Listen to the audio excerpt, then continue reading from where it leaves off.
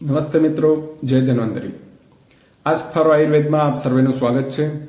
આજે આપણે એક નવા જ રોગ અને લગભગ દરેક વ્યક્તિને આ રોગ થઈ ગયો હોય એવા એક રોગ એટલે કે કબજિયાત વિશેની ચર્ચા કરીશું.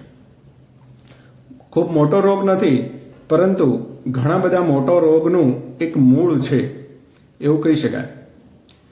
કબજિયાત સામાન્ય રીતે અત્યારે લગભગ દરેક વ્યક્તિને વધતા ઓછા અંશે રહેતી હોય છે. તેના માટે લોકો જાતે પણ દવાઓ લેતા હોય છે. કેટલાક લોકો એને કાયમી મટાડવા માટે વૈદ્યો જોડે, અને કેટલાક લોકોને એવી દવાઓની હેબિટ પડી જતી હોય છે કે આજીવન એવી કબજિયાતની દવાઓ ચાલુ રહેતી હોય છે. તો આ બધાનો છુટકારો શું છે? કબજિયાત થાય છે કેમ? એના પાછળના શું કારણો છે અને એને કઈ રીતે દૂર કરવી જોઈએ તે વિશે આજે આપણે વિસ્તૃત ચર્ચા કરીશું. તો આગળ વધીએ. સૌથી પહેલી વાત તો કબજિયાત કહેવાય કોને? કે મને કબજિયાત છે કે નહીં, આ જ એક મોટો પ્રશ્ન હોય છે. તો ઘણા લોકો એવું માનતા હોય છે કે ઝાડો ન થવો એ કબજિયાત છે. સાચી વાત છે. જ્યારે મળ પ્રવૃત્તિ 1 દિવસ 2 દિવસ 3 દિવસ ઇવન 7 દિવસ સુધી મળ પ્રવૃત્તિ ના થાય અને 7 દિવસે એટલે કે અઠવાડિયે એકાદ વાર મળ પ્રવૃત્તિ થાય એવા દર્દીઓ પણ અમારી પાસે આવેલા છે. તો આ કબજિયાત છે. રોજ સમયસર ઝાડો ન થવો. રોજ ઝાડો તો થાય પરંતુ અનિયમિત હોય, ક્યારેક સવારે ક્યારેક સાંજે ક્યારેક રાત્રે આ રીતે મળ પ્રવૃત્તિ થાય તો એ પણ કબજિયાત છે. રોજ ઝાડો તો થાય કે મને સાહેબ રોજ ઝાડો થાય છે ખરો, પરંતુ પેટ સાફ થયાનો સંતોષ નથી થતો, તો આ પણ કબજિયાત છે. ઘણા વ્યક્તિઓને ઝાડો કરવા જાય છે ત્યારે લાંબો સમય લાગે છે. એ 15 મિનિટ 20 મિનિટ અડધો કલાક પોણો કલાક આટલો બધો સમય એ ટોયલેટમાં વિતાવવો પડે છે. આ પણ એક પ્રકારની કબજિયાત છે. અને દિવસ દરમિયાન 3 થી 4 વાર ઝાડો થવો અને થોડો થોડો ઝાડો થાય. એક વાર જાય તો પૂરેપૂરું ઝાડો સાફ ના થાય, થોડી વાર રહીને ફરી જવું પડે, ફરી પાછો થોડો ઝાડો થાય. આ રીતે દિવસમાં 2 થી 4 વાર ઝાડો જવું પડે. આ પણ એક કબજિયાતનો જ ભાગ છે.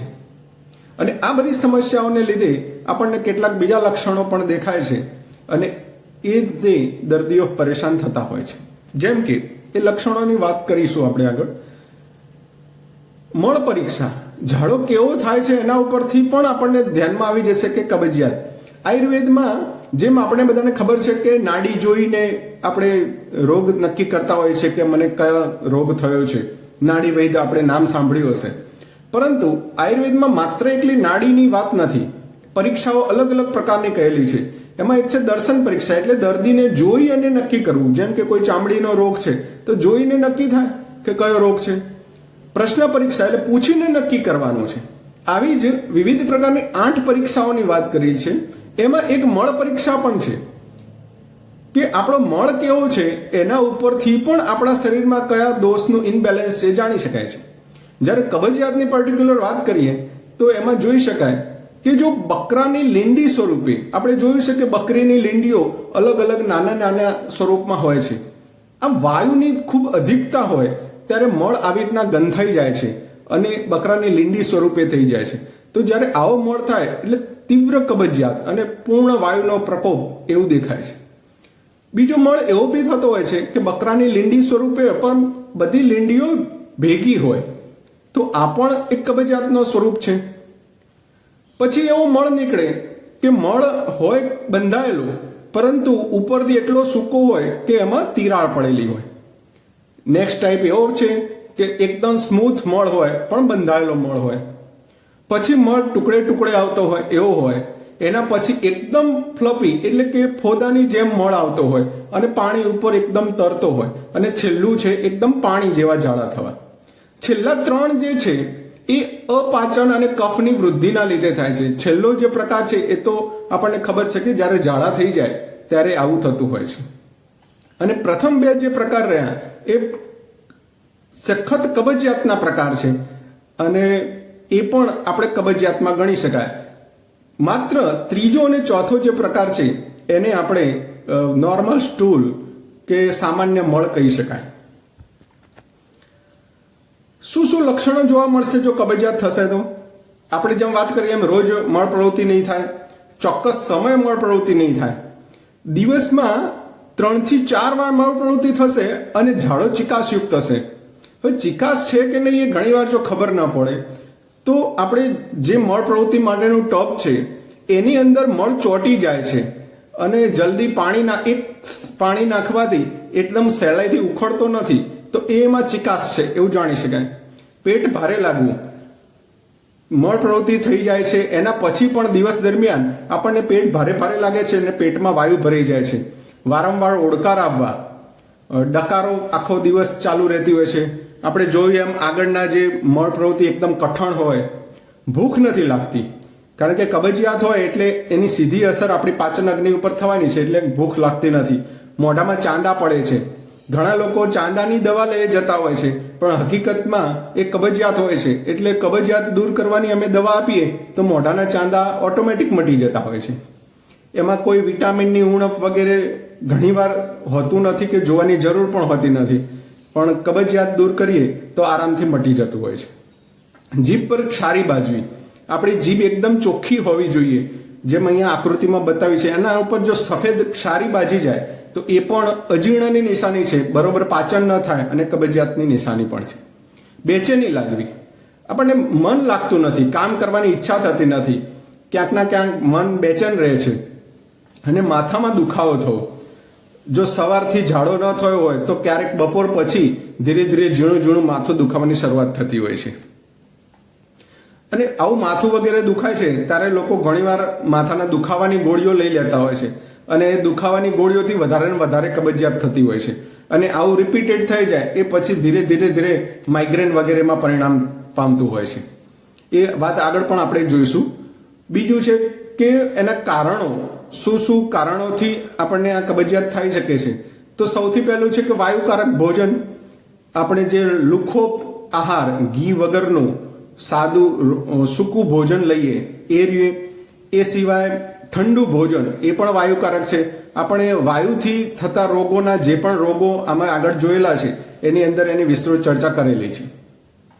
ભોજનની અનિયમિતતા, ભોજનનો ચોક્કસ સમય હોતો નથી. ક્યારેક બપોરનું ભોજન 12 વાગ્યાથી લઈ અને 3-3:30 સુધીમાં થતું હોય છે. ખાસ કરીને જે બહાર ટ્રાવેલિંગ કરવાવાળા જે જોબવાળા વ્યક્તિઓ છે એમને આવું થતું હોય છે.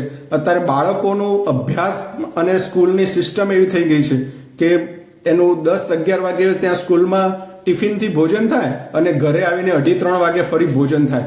તો જે ભોજનની જે સિસ્ટમ છે એ બગડી જતી હોય છે અને વારંવાર ભોજન કે એનો અનિયમિતતા આવી જતી હોય છે. ઠંડા પીણા કે આઈસ્ક્રીમ, કોઈ પણ ઠંડી વસ્તુ ખાવાથી હંમેશા કબજિયાત થાય છે, મળ ગંઠાઈ જાય છે અથવા તો જલ્દી બહાર નીકળી શકતો નથી. એટલે ઉનાળા જેવી ઋતુઓમાં ઠંડુ ફ્રીજનું પાણી, ઠંડા પીણા, કોલ્ડ ડ્રિંક્સ, આઈસ્ક્રીમ આ વગેરે વસ્તુઓ ખાવાથી કબજિયાત થતી હોય છે. જે વ્યક્તિઓ છાશ પીવાના આદિત હોય છે તો છાશ પણ ફ્રીજમાં મૂકેલી ઠંડી છાશ પીતા હોય છે, એના લીધે પણ કબજિયાત થતી હોય છે. વાસી ભોજન, સવારનું બનેલું હોય અને મોડા ખાવું, 2-3-4-5 કલાક પછી ટિફિન જે ખાતા હોય છે. ઘણીવાર બપોરનું વધેલું હોય તો એ સાંજે ખવાઈ જતું હોય છે. સાંજની જે ભોજન બનેલું છે એ બીજા દિવસે સવારે ખવાતું હોય છે. આ બધા ભોજનને વાસી ભોજન કહેવાય. અત્યારે જે પેકેટ ફૂડ મળે છે એ પણ એક પ્રકારના વાસી ભોજન છે. તો આવા વાસી ભોજન કરવા. મેદો, બધાને ખબર છે કે મેદો ખાવાથી તો કબજિયાત થાય જ છે. મેદો જલ્દી પચતો નથી કે શરીરની બહાર પણ નીકળતો નથી. આથાવાળી વસ્તુઓ, ફર્મેન્ટેશન છે, ખમણ, ઇડલી, ઢોકળા, ઢોસા વગેરે વસ્તુઓ ફર્મેન્ટેશન વાળી છે, એનું પાચન સામાન્ય રીતે વ્યવસ્થિત થતું નથી, એના લીધે કબજિયાત થતી હોય છે. બજારના નાસ્તા, હોટલનું જમવાનું, બહારનું જમવાનું, આ બધા કારણો આપણને ખબર છે. ભારે ખોરાક એટલે હોટલનો વગેરેનો ભારે ખોરાક હોય છે. આ સિવાય આપણે જે પણ પ્રસંગો કે લગ્ન પ્રસંગ કે કોઈ પણ બર્થડે પાર્ટી વગેરેમાં જ્યારે જઈએ છીએ ત્યારે ભોજનની સંખ્યા વધારે હોય છે, જે વસ્તુઓ છે એ વધારે માત્રામાં હોય છે. બધી થોડી લઈશું તો પણ આપણા રૂટીન જે પણ ભોજન છે આપણું એના કરતાં વધી જતું હોય છે. એટલે ખોરાક પાછો સ્વાદિષ્ટ હોય એટલે તેલ અને બટરવાળો હોય તો એ ભારે ખોરાક થઈ જતો હોય છે. ઘણીવાર કામના લીધે કે એવી પરિસ્થિતિ હોય કે આપણને પાણી યાદ નથી આવતું પીવાનું. સતત જે કામમાં હોય છે તો કામ પૂરું થાય પછી યાદ આવે કે મેં સવારનું પાણી જ નથી પીધું. તો એકદમ ઓછું પાણી પીવું એ પણ કબજિયાતનું એક કારણ બને છે. કસરત ન કરવી, ઘણીવાર ઘણીવાર એટલે લગભગ મેજોરિટી લોકો એક્સરસાઇઝ બિલકુલ થતી હોતી નથી. એમનું દિનચર્યામાં જે એમનું રૂટીન જે વર્ક હોય છે, એમનું ફિઝિકલ વર્ક, એને જ એ પોતાની કસરત માની લેતા હોય છે, પણ ખરેખર એવું નથી. ઘણીવાર બોવેલ મુવમેન્ટ ન થવાથી કબજિયાત થાય છે, અને એના માટે જો ચૂર્ણો કે પાવડરો વગેરેના આપણે રવાડે ચડી જઈએ છીએ તો અલગ અલગ પ્રકારની ટેબ્લેટો અને ચૂર્ણો લઈ જતા હોય છે, અને ખરેખર એનાથી આંતરડા બગડતા હોય છે. જરૂર હોય છે માત્ર સવારે એક સામાન્ય કસરત શરૂ કરવાની, વોકિંગ વગેરે જેવી. રાતના કોઈ ઉજાગરા, ઘણીવાર જોબ રિલેટેડ કે એ રીતે આપણને રાત્રે મોડા સુધી જાગવું પડતું હોય છે, કાં તો પછી કોઈ મુસાફરી દરમિયાન રાત્રે વધારે જાગવું પડે છે, એ પણ કબજિયાતનું એક કારણ બને છે.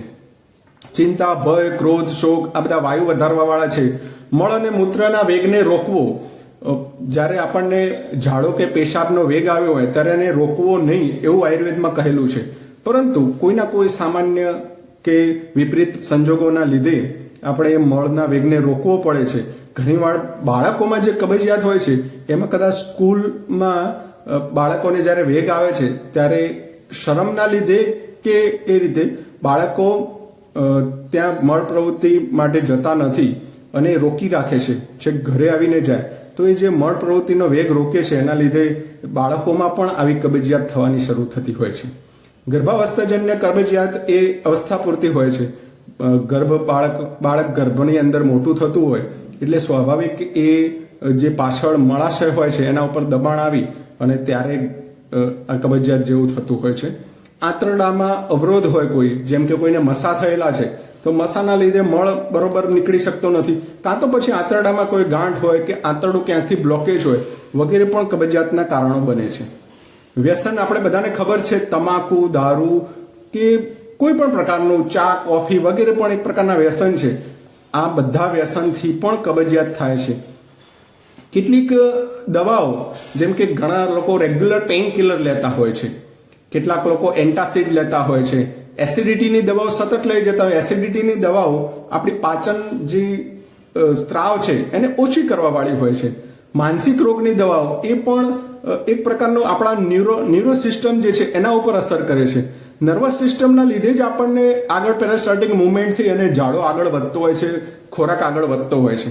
તો આ બધી સિસ્ટમ બગડી જવાથી કબજિયાત થાય છે. એક એન્ટીસ્પાઝમોડિક, જ્યારે પેટમાં દુખાવો વગેરે થતું હોય ત્યારે આપણે લેતા હોય છે, પણ ઘણા લોકો જો નિયમિત લેતા હોય તો એ એન્ટીસ્પાઝમોડિક છે એટલે સ્પાઝમ થવા જ નથી દેવાના, તો ક્યાંક ના ક્યાંક એમાં ન્યુરોલોજિકલ ઇમ્પેક્ટ થઈ અને ઝાડો વગેરે થવાનું આપણને એવો અહેસાસ જ નથી થતો કે આપણે ઝાડો કરવા જઈએ અને કબજિયાત થાય છે. તો કબજિયાત જેને થયેલી છે એને મટાડવા માટે શું કરવું? તો એક નિયમિત સમયસર જમવાનું નક્કી કરી દેવું. દિવસમાં 2 વાર જમવું, બપોરે અને રાત્રે, પણ એની નિયમિતતા નક્કી કરી દેવી. કદાચ એકાદ કલાકનો ગેપ રાખવો કે બપોરે 11 થી 12 માં જમવું, કાં તો 12 થી 1 માં જમવું અને સાંજે 6 થી 7 કે 6 થી 7:30 સુધીમાં જમી લેવું. આવી જો નિયમિતતા એક નક્કી કરી દઈશું તો આપણી પાચન સિસ્ટમ એ પ્રમાણે સેટ થઈ જશે અને કબજિયાત રહેશે. બીજું એવું છે કે સાત્વિક અને સાદું જમવાનું. એકદમ સાદું ભોજન, જે બહુ મસાલા, તેલવાળું વગેરે ન હોય, કાં તો પછી બહુ જ વધારે માત્રામાં ભોજન અને બહારના બજારના વગેરેના નાસ્તા ન હોય, આપણને આપણી પ્રકૃતિથી વિરુદ્ધનું ભોજન ન હોય એવું ભોજન જમવું. નિયમિત વ્યાયામ કરવો. વ્યાયામ માટે આપણે યોગ કરી શકીએ, માત્ર વોકિંગ કરી શકીએ, બાળકો છે તો રમતો રમી શકે, પરંતુ ફિઝિકલ રમતો, બેઠા બેઠા ઘરની અંદરની રમતો નહીં પણ મેદાનની રમતો રમી શકે. રાત્રે વહેલા જમી લેવું. જનરલી આપણું ભોજન એવું હોય છે કે રાત્રે લોકો હવે ખૂબ મોડા ખાતા થયા છે. જે આપણે પહેલાંના જમાનાની વાત કરીએ તો સૂરજ આથમે સંધ્યા ટાઈમે ગામમાં પૂજા વગેરે થઈ જઈ અને ત્યારબાદ તરત જ ભોજન લેવાઈ જતું અને વહેલા સૂઈ જતા, સવારે વહેલા ઉઠતા. એ સિસ્ટમ ફરીથી અપનાવવાની જરૂર છે. ક્યાંક ના ક્યાંક આપણું રાતનું ભોજન ખૂબ મોડા થતું થઈ ગયું છે. એ પણ આપણા એક કબજિયાતનું કારણ છે. અને રાત્રે હવે એવું થઈ ગયું છે શહેરી વિસ્તારોમાં તો કે બપોરે બધા એક સાથે ભેગા થઈને જમી નથી શકતા, એટલે રાત્રે બધા ભેગા થઈને જમતા હોય છે, એટલે કંઈક ના કંઈક સારું ભોજન રાત્રે બનતું હોય છે અને એટલે બપોર કરતાં રાતનું ભોજન માત્રામાં વધારે જતું હોય છે. તો એ પણ ધ્યાન રાખવું. રાતનું ભોજન જેટલું ઓછું હશે એટલું આખા રાત દરમિયાન અને દિવસે પણ જે પણ ખાધું હશે એ બધું જ રાત્રિ દરમિયાન તમે માની લો કે 7 કે 7:30 સુધીમાં ભોજન લઈ લીધું તો પછી આખી રાત હશે એને પાચન માટે, તો એ પાચન વ્યવસ્થિત થઈ જશે તો મળ પ્રવૃત્તિ શુદ્ધ થવાના શક્યતાઓ ખૂબ વધી જતી હોય છે. અને પાચન વ્યવસ્થિત થયા પછી જો કોઈ તમે લેક્ઝેટિવ ઝાડો કરવાની દવા લઈએ તો બહુ નુકસાન કરતી નથી, પરંતુ પાચન ન થયું હોય અને દવા લઈને જો એ મળને બહાર કાઢવાનો પ્રયત્ન કરીએ છીએ ત્યારે આંતરડા વધારે વધારે નબળા થતા જાય છે. ખાસ સવારે સૂર્યોદય પહેલા ઉઠી જવું. જે કાળ જે છે એ સવારનો જે ટાઈમ છે એ વાયુનો કાળ છે અને વાયુના કાળમાં જ મળ પ્રવૃત્તિ થઈ જવી જોઈએ. જેવો સૂરજ ઉગશે પછી કફનો કાળ ચાલુ થશે એટલે જે મળ પ્રવૃત્તિ થશે એ સંપૂર્ણ નહીં થાય, એમાં એ ધીરે ધીરે કાં તો ટુકડે ટુકડે એ દિવસમાં પછી 2 થી 4 વખત જવું પડશે. એટલે જો સવારના ટાઈમમાં સૂરજ ઉગે એ પહેલા એક જ સાથે આપણી મળ પ્રવૃત્તિ થઈ જાય તો એ કબજિયાત નથી એવું માની શકાય.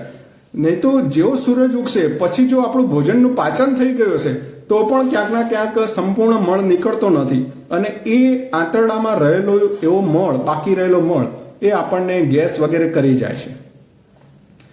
કબજિયાતના જે પણ કારણો આપણે અગાઉ જોયા એમાંથી જે પણ આપણને લાગુ પડતા હોય એનો શક્ય એટલો ત્યાગ કરવા પ્રયત્ન કરવો જોઈએ. કબજિયાત માટેની દવાઓની જો વાત કરીએ, જનરલી હું વિડીયોમાં દવાઓ કહેતો નથી પણ આ એટલા માટે લખેલી છે કે આટલી બધી દવાઓ છે, આપણને એવું છે કે છાપામાં કે ક્યાંક વાંચી લઈએ છે કે ત્રિફલા ચૂર્ણ, હરડે ચૂર્ણ આપણને નામ આવડતા હોય છે તો એ સીધું લેવાનું ચાલુ કરીએ છે, પરંતુ ખરેખર એવું નથી. આટલી બધી દવાઓ છે, આમાંથી કઈ દવા કયા દર્દીને આપવી એ બધા અલગ અલગ છે, દરેકની પ્રકૃતિ અલગ છે, ઋતુ અલગ છે. દરેક ઋતુમાં દરેક દવા વપરાશે એવું પણ નથી, ક્યારેક ઋતુ બદલાય તો દવા બદલવી પણ પડે. તો આ સ્થિતિ હોય છે. આટલી બધી દવાઓમાંથી મને કે આપને કઈ દવા લાગુ પડશે એવું આપણે વિચારવું જોઈએ અને એના માટે આપ નજીકના કોઈ પણ વૈદ્યનો સંપર્ક કરી અને આપને જે પ્રકૃતિને અનુકૂળ હોય એવી દવા લઈ કારણો દૂર કરશું તો જ કબજિયાતમાંથી મુક્તિ મળશે. નહીં તો આજીવન દવાઓ આપણે લઈ જવાની થતી હોય છે અને આજીવન દવાઓના રવાડે ચડી અને આપણે ક્યાંક ના ક્યાંક આપણા શરીરને નુકસાન કરી બેસીએ છીએ. જેમ કે કેટલીક દવાઓ આમાં નિર્દોષ હોય છે, ત્રિફલા, હરડે, એરંડવૃષ્ટ હરડે જેવી દવાઓ નિર્દોષ છે, જેમ કે દીનદયાલ ચૂર્ણ છે, સ્વાદિષ્ટ વ્યંજન છે, પંચસકાર ચૂર્ણ છે. આ બધાની અંદર સોનામુખી કરીને દ્રવ્ય આવેલો છે. આ સોનામુખી વાયુનો પ્રકોપ કરીને આંતરડામાંથી મળને બહાર કાઢે છે. એટલે આંતરડામાં ભરાયેલો જૂનો મળ નીકળે છે, પરંતુ શું ખરેખર તમારે એ દવાઓની જરૂર છે લેવાની કે નહીં એ જોવું જોઈએ. ઈસબગુલ પણ સારું છે, એ પ્રકારનું ચિકાસ બનાવી અને આંતરડામાંથી સરળતાથી મળને બહાર કાઢે છે. તો ઈસબગુલ કોને લેવું, કાળી દ્રાક્ષ ક્યારે લેવી, એરંડિયું કોને પીવું. ગરમાળો એક વનસ્પતિ છે, આપણે ધ્યાનમાં હશે ક્યાંક ના ક્યાંક જો આજુબાજુમાં ઉગ્યા હોય, કાળી લાંબી સિંગ આવતી હોય, પહેલા લીલી હોય, સુકાય એટલે કાળી થઈ જાય, એની અંદરનો જે ગર છે એ દવા માટે વપરાતો હોય છે. મૃદુ વિરેચન છે એટલે ઘણીવાર બાળકોને પણ 1 ચમચી 2 ચમચી સ્વરૂપે એ અપાતો હોય છે. અભયારીશ નામ ઘણાએ સાંભળ્યું હોય છે. મસા વગેરે હોય અને કબજિયાત રહેતી હોય ત્યારે અભયારીશ ખૂબ સારું કામ કરતું હોય છે. તીવ્રત એ વનસ્પતિનું નામ છે, એનો અવલેહ બનતો હોય છે અને એનું ચૂર્ણ પણ હોય છે. એ જનરલી વધારે ઝાડા જ્યારે કરાવવાના થાય છે ત્યારે વપરાતું હોય છે, પરંતુ સુખ વિરેચન છે, બહુ દુખાવો વગેરે કરીને લાવતું નથી. અભયાદી મોદક, ઈચ્છાભેદી રસ જેવામાં એક પોઈઝનસ દ્રવ્ય છે અને એના લીધે ઝાડો થતો હોય છે. એટલે એ બધા દ્રવ્યો એ સામાન્ય એમનેમ લેવા ન જોઈએ. એના માટે ઘી વગેરે પી અને પંચકર્મ વગેરે જ્યારે થતું હોય વિરેચન જેવું કર્મ ત્યારે આ બધા દ્રવ્યો વપરાતા હોય છે. કેટલાક પાચનની તકલીફ હોય તો પાચન જ ચૂર્ણો લઈ અને કબજિયાતને દૂર કરી શકાય. એમાં છે શિવાક્ષાર પાચન ચૂર્ણ, લવળ ભાસ્કર ચૂર્ણ. જેને પિત્તના લીધે કબજિયાત થતી હોય તો અવિપતિકર ચૂર્ણ સારું છે. અને ગેસ વગેરે થઈ અને આંતરડાની જો મુવમેન્ટ જ નથી આવતી કે થોડો ઘણો બી દુખાવો રહેતો હોય તો શંખવટી એ શ્રેષ્ઠ ઔષધ સ્વરૂપે હોય છે. પરંતુ કેટલા પ્રમાણમાં લેવું, ક્યારે લેવું એ જે તે ઋતુ અને જે તે વ્યક્તિની પ્રકૃતિ અનુસાર અલગ અલગ હોય છે. પંચકર્મ પણ કરાવી શકાય છે.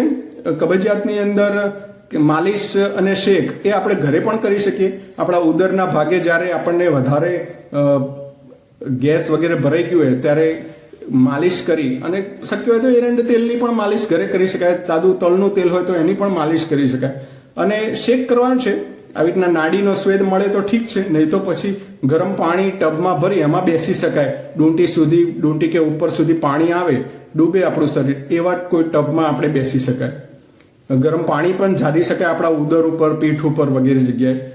બસ્તીકરમાં આની શ્રેષ્ઠ ચિકિત્સા છે કે ગુદા માર્ગેથી ઔષધયુક્ત તેલ કે ક્વાથ ને અલગ અલગ પ્રકારની ઘણી બસ્તી હોય છે, પરંતુ આ એડમિટ થઈને કરાવવાની ટ્રીટમેન્ટ છે. એટલે બસ્તીકરમાં જે તે તકલીફ છે, ઉંમર છે વગેરે પણ જોવાની જરૂર પડતી હોય છે, તે રીતે થતું હોય છે. ઘણાને વૃક્ષ આહાર કે ઘી વગરનું ખાવાથી, સૂકો પદાર્થ ખાવાથી વધારે કબજિયાત થઈ હોય, એના માટે બેસ્ટ છે ઘી. એ સ્નેહપાન એટલે ઘી પીવાનું આપી દેવું, તો એના લીધે પણ કબજિયાત દૂર થઈ જતી હોય છે. કબજિયાત મેં શરૂઆતમાં કહ્યું એમ કે કબજિયાત એક સામાન્ય રોગ છે, પરંતુ એ ઘણા મોટા રોગનું એક મૂળ છે. તો જેટલા પણ શરીરમાં દુખાવા થાય છે, ખભો દુખાવો, કમર દુખાવી, ગરદનમાં દુખાવો થવો કે આપણા ઢીંચણમાં દુખાવો થવો, પગની પાનીમાં દુખાવો થવો, આ બધા જ દુખાવાનું કારણ વાયુ છે. અને વાયુની ઉત્પત્તિ હંમેશા કબજિયાતથી થાય છે. એટલે કોઈ પણ દુખાવા, આજે મેજોરિટી લોકોને દુખાવા છે અને દુખાવાની દવાઓ પણ લેતા હોય છે, તો એ બધા જ પ્રકારના એનો મૂળ આ કબજિયાત હોય છે. લકવો થઈ જવો, ખૂબ વાયુનો પ્રકોપ થાય તો લકવો થાય છે. ઊંઘ નથી આવતી, જ્યારે માથામાં વાયુ બગડે છે ત્યારે ઊંઘ આવવાની બંધ થઈ જાય છે. ચામડીના કેટલાક રોગો થાય છે, મસા ભગંદર, પથરી પણ કબજિયાતના લીધે થાય છે. કારણ કે પથરી એ એક સૂકવી નાખેલું છે, એક આપણો કફ કે પિત્ત. આપણે જેમ જોઈએ છે, લોકો એવું કહે છે ક્ષારવાળું પાણી પીએ છે એટલે પથરી થાય છે, સંમત. તો પછી ગોલ્ડ બ્લેડર સ્ટોન કેવી રીતના થયો? તમારા પિત્તાશયમાં પથરી કેવી રીતે થઈ ગઈ? તો પિત્તાશયમાં જે પિત્ત ભેગું થાય છે એને વાયુ જઈ અને સૂકવી નાખે છે, એટલે પથરો થઈ જાય છે. તો આ જ સિસ્ટમ આપણા કિડનીમાં પણ થાય છે કે આપણું જે પેશાબ જતો હોય છે એમાં જે ચિકાસ વગેરે હોય એને વાયુ જઈ અને સૂકવી નાખે એટલે પથરો થઈ જાય. તો આ જે છે પથરીની ઉત્પત્તિનું મૂળ આપણું એક ક્યાંકના ક્યાંક નાના વધતા ઓછા અંશે રહેતી એક કબજિયાત હોય છે. શ્વાસ રોગ, આપણને શ્વાસ રોગ હોય છે. ઘણા એવા શ્વાસ રોગના દર્દી હોય છે જે નિયમિત ગોળી લેતા હોય છે, ઇન્જેક્શન વગેરે ચાલતું હોય છે, પરંતુ એક સામાન્ય દવા જેમ કે હરડે વગેરે જેવું ચૂર્ણ લઈ લે તો પણ એમની એ શ્વાસની જે તીવ્રતા છે એ ઘણી ઘટી જતી હોય છે. અને બાકી તો શ્વાસ રોગની આખી ટ્રીટમેન્ટ ઘણી થતી હોય છે. શરદી અને ખાંસી, ક્યાંકના ક્યાંક એવું થતું હોય છે કે શરદી વગેરે આપણે કબજિયાત થઈ હોય કે મળને રોક્યો હોય એના પછી શરદી થઈ જતી હોય છે, તો એમાં શરદીની દવા લેવાની જરૂર પણ નથી પડતી હોતી. ઘણીવાર હરડે કે ત્રિફલા જેવા ચૂર્ણો આપીને પણ શરદી મટી ગયેલાના ઘણા ઉદાહરણો છે. માઇગ્રેનની દવાઓ ખૂબ લેતા હોય છે લોકો, સવાર સાંજ કે દવાઓ લીધા છતાં પણ માથાનો દુખાવો ન મટે એવા દર્દીઓ પણ આવતા હોય છે. એમને વિરેચન કાં તો બસ્તી જેવા કર્મો કરાવી અને આવી કબજિયાત વગેરે જે રહેતું હોય એ ઓછું થઈ જાય તો માઇગ્રેનમાં ખૂબ રાહત થઈ જતી હોય છે. હૃદય રોગ, હાર્ટના રોગ આપણે ઘણા જોયું હશે કે કોઈને એટેક આવ્યો અને એની હિસ્ટ્રી પૂછી કે શું થયું હતું, તો એ કહેશે કે રાત્રે બહાર જમવા ગયા હતા, ક્યાં તો હોટલમાં ક્યાં તો ક્યાંક લગ્ન પ્રસંગમાં જમીને આવ્યા અને રાત્રે એમને પેટમાં દુખાતું હતું, ગેસ ને એવું થતું હતું અને સડન એટેક આવ્યો હોય. આવું ક્યારેક જો તમે સાંભળ્યું હોય તો ધ્યાનમાં રાખવાનું કે વાયુની વૃદ્ધિ થઈ અને વાયુ હૃદય આખું જે ચાલે છે એ બધું વાયુના લીધે, એ નોર્મલ સામાન્ય જે વાયુ છે એના લીધે. જ્યારે વાયુ બગડે છે ત્યારે જે કાર્યો વાયુના લીધે થાય છે એ બધા જ માં અવરોધ પેદા થાય છે. તો હૃદયમાં અવરોધ પેદા થયો એટલે હાર્ટ એટેક આવે છે. મેદ વૃદ્ધિ, વજન વધે જવું, પાચન વ્યવસ્થિત નહીં થાય તો ધીરે ધીરે આપણું મેટાબોલિઝમ બગડે છે અને મેટાબોલિઝમ બગડે એટલે એને આયુર્વેદમાં ધાત્વાગ્નિ કહેવાય. ધાત્વાગ્નિ બગડશે તો ધીરે ધીરે ચરબી જમા થઈ જશે અને મેદ વૃદ્ધિ થશે. હાઇપરટેન્શન, બીપી વધવું એ પણ એક વાયુના લીધે થતું હોય છે. ઘણીવાર રેગ્યુલર કબજિયાત વાળાને આ હાઈ બીપીની સમસ્યા વધારે થતી હોય છે. અને ખાસ એક સ્ત્રીઓમાં માસિકની સમસ્યા, માસિક કાં તો બહુ જ કષ્ટથી આવતું હોય છે અથવા તો ઓછું આવે, બંધ થઈ જાય, કાં તો ઘણીવાર બહુ ખૂબ આવતું હોય છે. ખૂબ આવવું એ જનરલી પિત્તના લીધે થતું હોય છે, પરંતુ જ્યારે અટકાવ થવો કે ઓછું આવવું, સફેદ પાણી આવવું, આ બધું જ આ કબજિયાત એનું ક્યાંક ના ક્યાંક મૂળ હોય છે.